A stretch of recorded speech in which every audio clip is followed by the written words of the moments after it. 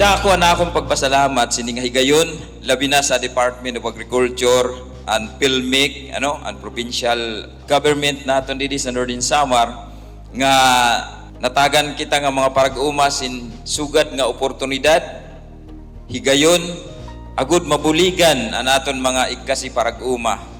Dako ini nga aton nya na responsibilidad pero katugbang man liwat sini dako an aton himalsanan kay lain sa mapagaan-gaan an aton pag-uma mapalaksi na kun dati an aton pag-harvest sa sayo ka hektarya na abot duha ngadto sa tulo pa ka semana yana magiging sayo o duha na la ka oras sinakuna.